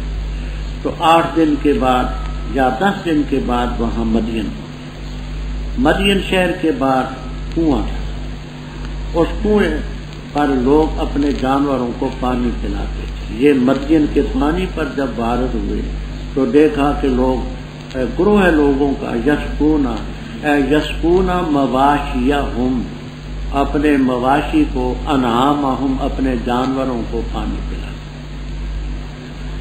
انہوں نے دیکھا کہ ان کے پیچھے، ان آدمیوں کے پیچھے 2 عورتیں کھڑی ہیں، تذودان اغنامہما، اپنی بھیڑ بکریوں کو روک کر کے کھڑی۔ وہ بھیڑیں بکریاں آگے پانی کے حوض کی طرف جاتی ہیں، وہ پیچھے ہٹا۔ تو کافی دیر تک یہ منظر دیکھا کہ جو 2 بیویاں ہیں ان کی بھیڑ بکریاں پانی پینے جاتی ہیں اور وہ بیویاں ان کو روکتی ہیں، کیا وجہ ہے؟ قالا، فرمایا موسیٰ علیہ السلام نے، ما خطبکما، کیا حال ہے تمہارا؟ انہوں نے کہا لا نسقی مواشینا، ہم اپنے مال و مویشی کو پانی نہیں پلا سکتی، حتی یصدر الرعاء مواشیہم، مفعول ہے، یہاں تک کہ واپس لے جائیں رائی کی جمع، یہ چرواہے اپنے جانوروں کو پانی پلا کر کے واپس جائیں تو بچا کھچا پانی ہم پلائیں۔ اور باپ ہمارا جو ہے بوڑھا ہے، عمر رسیدہ ہے، وہ شعیب علیہ السلام، بھائی ان کا تھا، ایک بی بی کا نام صفورہ تھا، ایک کا نام صفیرہ، سواد کے ساتھ۔ تو باپ ہمارا بوڑھا ہے، اپنے گزران کے لیے بکریاں رکھی ہوئی ہیں، تو یہ لوگ بکریوں کو لے جائیں گے پلا کر کے، تو بچہ کچا پانی ہم پلائیں۔ اس سے یہ معلوم ہوا کہ لوگوں کی حضرت شعیب علیہ السلام سے بڑی دشمنی تھی، ورنہ دیکھیے تھوڑی سی سمجھ بھی ہو تو مرد ہی مرد ہوں زیادہ، اور بیویاں ہوں جو کنویں سے پانی نہ نکال سکیں، تو تھوڑی سی مروت بھی ہو نا، کہتے ہیں چلو بھی پہلے بیویوں کو فارغ کر دو پھر اپنا کام۔ ان کا یہ طریق بتلاتا ہے کہ حضرت شعیب علیہ السلام سے انتہائی عداوت تھی، ورنہ کہتے چلو جی یہ بیویاں ہیں ان کو پہلے فارغ کر دو، ہم بات کو دیکھیں گے۔ تو اس سے انتہائی نفرت لوگوں کی معلوم ہوتی۔ جس وقت فسقا لہما مواشیہما، ان کے جانوروں کو پانی پلایا، پھر پیچھے ہٹ گئے الی الظل، سائے کی طرف۔ کہتے ہیں سمرا کیکر کا درخت تھا، کیکر کا درخت تھا، اس کا سایہ تھا وہاں، اور یہ صدا بھی لگا گئے رب انی لما انزلت الی، اے میرے رب بے شک میں جو ہوں، جو چیز تو آج میری طرف اتارے گا دے گا مجھے خیر سے، میں فقیر۔ یہ لفظ بھی کیا معمول کے خلاف بیویاں آج پہلے چلی۔ والدہ نے پوچھا، والد نے پوچھا آج تم نے بھیڑ بکریوں کو پانی نہیں پلایا؟ تو کہنے لگی پلایا ہے۔ تو وقت سے پہلے ابھی کیا بات ہے؟ انہوں نے کہا جی وہاں ایک آدمی تھا، وہ یہاں کا معلوم نہیں ہوتا، کوئی اجنبی ہے اور ہے بڑا بہادر، کہتے ہیں کہ وہاں جو ڈول نکالتے تھے تو کئی آدمی مل کر کے نکالتے، اور اس نے تنہا وہ ڈول کھینچ کر کے ہمارے جانوروں کو پانی پلایا اور کہا تم چلے جاؤ، سائے کے نیچے بیٹھا ہوا ہے، اور یہ صدا بھی لگائی تھی رب انی لما انزلت الی من خیر۔ شعیب علیہ السلام نے فرمایا ہے کوئی مسافر پردیسی ہے، جاؤ بیٹی جا کر کے اس کو لے آؤ، کھانا تو اس کو کھلا دو۔ فجاءت احداہما، ان موسیٰ علیہ السلام کے پاس آئی ان میں سے ایک، چلتی تھی الاستحیاء، بڑے شرم و حیا۔ یہاں مسند دارمی اور تمام تفسیروں میں آپ کو ملے جرابیں اس بی بی نے پہنی ہوئی تھی اور گھونگھٹ نکالا ہوا تھا، اور جراب ایک پھٹی ہوئی تھی۔ تو یہاں دارمی وغیرہ کی روایت میں ہے موسیٰ علیہ السلام نے فرمایا بی بی تیری جراب پھٹی ہوئی ہے اور پاؤں کا کچھ حصہ نظر آتا ہے، ہم اس گھرانے کے آدمی ہیں کہ شرم اور حیا طبی طور پر ہم میں موجود ہے، تو پیچھے پیچھے چل، میں آگے چلتا ہوں اور اپنے گھر کا راستہ بتا۔ چنانچہ سلسلے میں بڑی حیا سے وہ چلتی تھی، کہنے لگی ابا جی میرے ابا جی آپ کو بلا رہے ہیں تاکہ تجھے بدلہ دیں اجر ما سقیت، کہ آپ نے پانی پلایا ہے، حل جزاء الاحسان الا الاحسان، تو آپ کو کچھ تھوڑا سا معاوضہ دینا چاہتے ہیں میں۔ پر جس وقت موسیٰ علیہ السلام گئے وہ اس شیخ کبیر کے پاس جو شعیب علیہ السلام تھے، اور ان پر اپنا حال بیان کیا کہ اس طرح میں مصر کا رہنے والا ہوں، یہ ہوا وہ ہوا سارا۔ انہوں نے فرمایا شعیب علیہ السلام نے لا تخف، نجات پا گیا تو ظالم قوم سے، یہ اور حکومت ہے وہ حکومت۔ اب یہاں جو ہوئے تو ان بیویوں میں سے ایک نے کہا ابا جی اس کو اپنا نوکر رکھ لیں، کیوں؟ بہترین جن کو آپ نوکر رکھ سکتے ہیں، یہ قوی بھی ہے امین۔ قوی ہونا تو دیکھ لیا ڈول کھینچنے کا، بڑا وزنی ڈول جس کو کئی آدمی نہیں کھینچ سکتے تھے تنہا، اور امین راستے میں چلتے ہوئے دیکھا ہے کہ پاؤں کا تھوڑا سا حصہ بھی دیکھنا گوارا نہیں۔ حضرت شعیب علیہ السلام نے فرمایا بے شک میں ارادہ کرتا ہوں کہ اپنی ان دو بیٹیوں میں سے ایک کا تیرے ساتھ نکاح کر۔ وہ بڑی کا نام سفورہ تھا رحمہ اللہ تعالی، انہی کا نکاح موسیٰ علیہ السلام سے، اعلیٰ اس شرط پر کہ تو خدمت کرے گا ثمانیہ حجج، 8 حجج، حجت ان کی جمع، حجت ان کے معنی سال، 8، اور اگر تو پورے کرے 10 تو وہ تیری مہربانی ہوگی ہمیں، اور میں ارادہ نہیں کرتا کہ تجھ پر کوئی مشقت ڈالوں، انشاءاللہ تو پائے گا مجھے صالحین۔ فرمائیے میرے تیرے درمیان بات طے ہوئی، جون سی 2 میعادوں میں سے میں پوری کروں 8 یا 10 تو مجھ پر کوئی زیادتی نہ ہو۔ اللہ تعالیٰ جو ہم کہتے ہیں وکیل ہے، شاہد ہے، گواہ۔ یہاں ایک اور بات چلتی ہے، وہ یہ چلتی ہے کہ آیا خدمت وغیرہ یہ مہر بن سکتی ہے یا نہیں۔ امام ابو حنیفہ رحمہ اللہ تعالیٰ کا موقف یہ ہے کہ خدمت، تعلیم قرآن، تعلیم دین، تعلیم علم یہ مہر نہیں بن سکتی۔ مہر جو ہے یہ مال بنے گا۔ دلیل ان کی ان تبتغوا باموالکم، 5ویں پارے میں آپ نے ان تبتغوا اموالکم،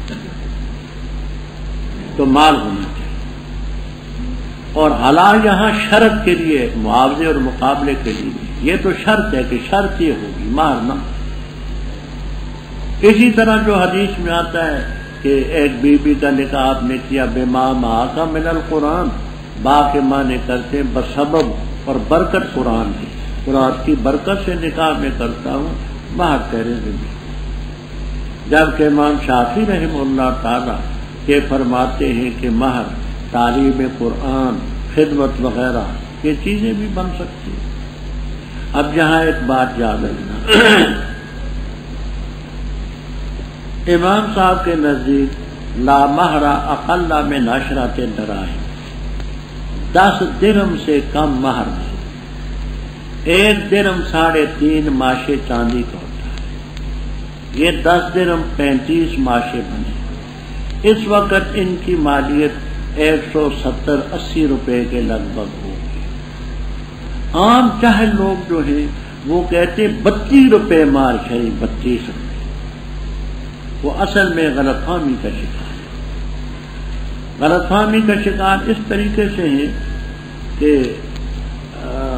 مار فاطمی، حضرت فاطمہ رضی اللہ تعالیٰ عنہ کا مہر وہ 500 درہم تھا۔ اسی طرح بقیہ ازواج مطہرات کا بھی، بیٹیوں کا بھی، بغیر ام حبیبہ رضی اللہ تعالیٰ عنہ، ان کا مہر تھا 4000 درہم، نجاشی نے اپنے جیب سے کیا۔ ام حبیبہ بنت ابی سفیان اخت امیر معاویہ رضی اللہ تعالیٰ، ان کا 4000 درہم تھا، جیسا کہ زاد المعاد وغیرہ میں تصریح ہے۔ باقیوں کا 500 درہم تھا۔ وہ 500 درہم جو تھے انگریزی زمانے میں 132 روپے کچھ آنے ہوتے تھے، 132 روپے، 100 کا نام نہیں لیتے تھے، 32 روپے 4 آنے، 32 روپے 6 آنے، 32 روپے 10 آنے، 32 روپے 12 آنے۔ اب وہ 100 کی رقم بھی ساتھ تھی، کیونکہ بڑی رقم جو اس کا نام کم لیتے تھے، اوپر کی کسر کا نام لیتے تھے۔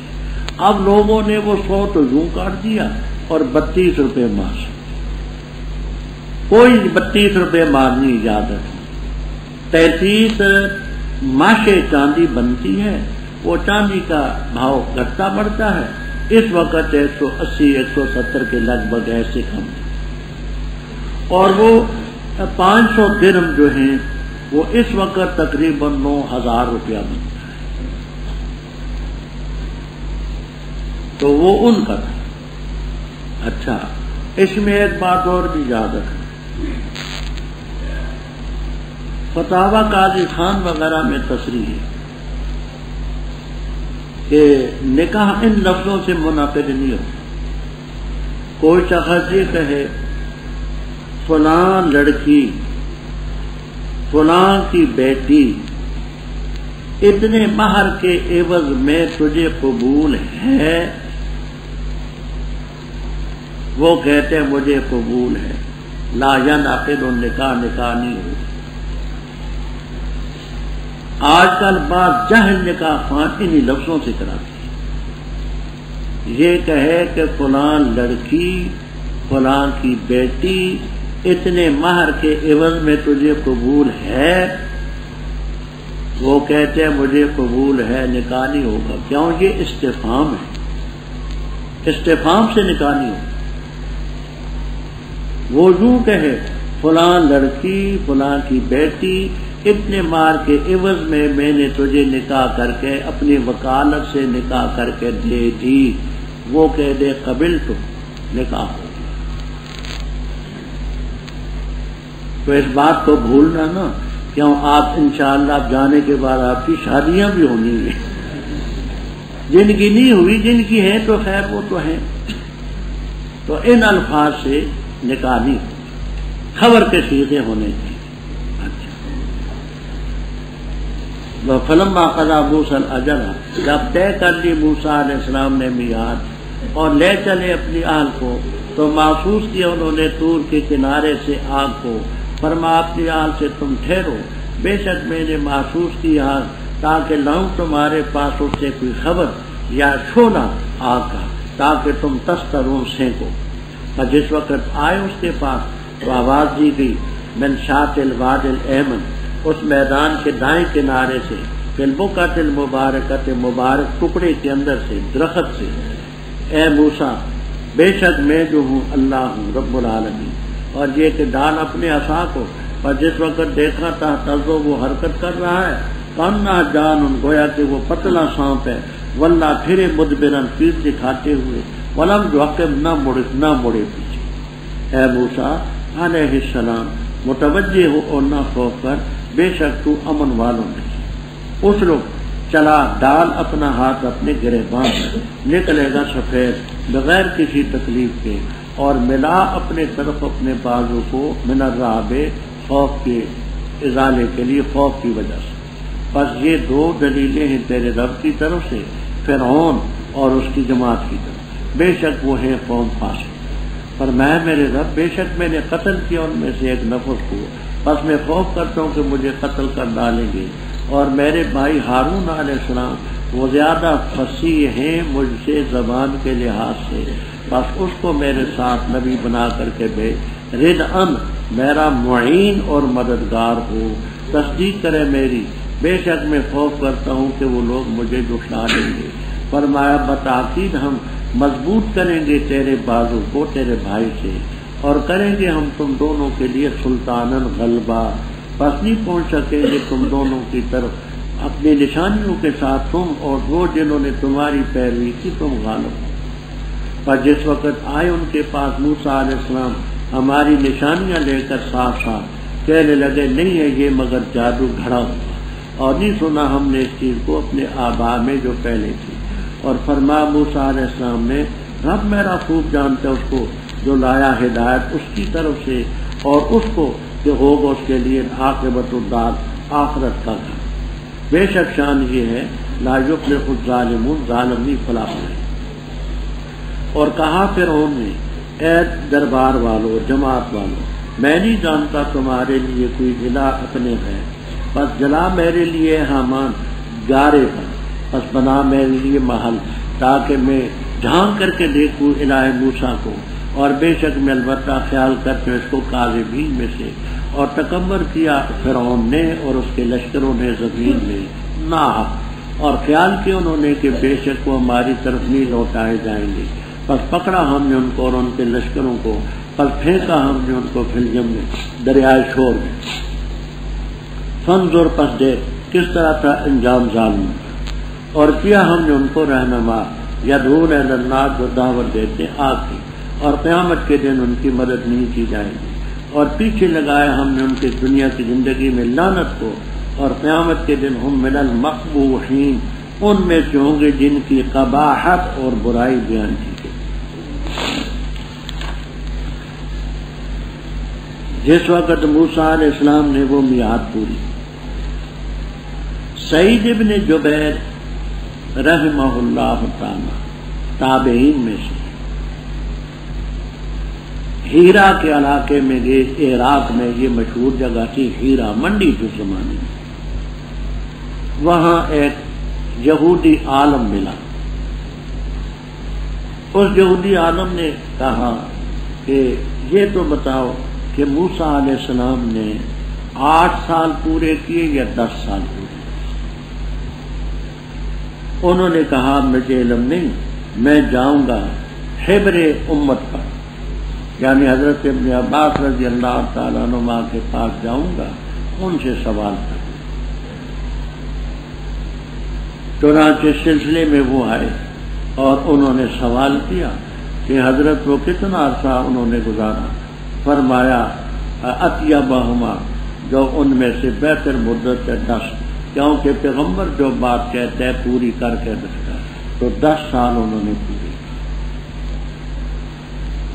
اپنی اہل کو بیوی کو لے کر کے والد کی اجازت سے مصر روانہ، اس خیال سے کہ میں جاؤں تو اپنے گھر میں دیکھوں کہ اگر قتل کا مسئلہ بھول چکے ہوں تو میں بھی وہاں رہوں گا، اور اگر وہ تازہ ہے اور اس سلسلے میں آل و عیال کو وہاں چھوڑ کر کے پھر کہیں کسک جاؤں گا۔ تو چلتے ہوئے آگ دیکھی طور کے کنارے پر، وہ وادی طوا تھی جس کا ذکر پہلے آپ سن چکے تھے، لِأَهْلِهِ أُمْكُسُ، نہایا لغت کی کتاب ہے نہایا، اس میں لکھتے ہیں کہ آل کا لفظ مذکر کے لیے استعمال ہے، لفظ آل یذکر، تو ان کے نزدیک تو ایک بیوی بھی ہو تم کچھ کہنا صحیح، کیوں لفظ آل ہے پہلے، اور باقی حضرات فرماتے کہ نہ بیوی تھی، لڑکا تھا، خادم تھا وغیرہ۔ مجھے آگ نظر آتی ہے، تم ٹھہرو، میں خبر لاؤں یا آگ سلگا کر کے لاؤں، شعلہ آگ کا تاکہ تم سے۔ جب آئے وہاں آواز دی گی من شاطل واد الایمن. یہ ایمن جو ہے صفت ہے شاطی کی، اور اس نے اکتساب تعریف کیا لفظ بعد سے. پہلے بات گزر چکی، لفظ بعد سے جو معرف باللام ہے اس سے اکتساب تعریف کیا. تو اس وادی کا جو دایاں کنارہ تھا، ٹکڑے اس برکت والے ٹکڑے میں جو طوا تھا، درخت کے اندر سے آواز آئی، ان یا موسیٰ انی انا اللہ رب العالمین. یہ درخت کون سا تھا؟ آپ کو مختصر سی تفسیر میں بھی 3 درختوں کے نام ملیں گے. عناب مرخنے، عناب ہوتے ہیں سرخ سرخ سے دانے ہوتے ہیں، عناب مشہور ہے. دوسرا یہ ملے گا آپ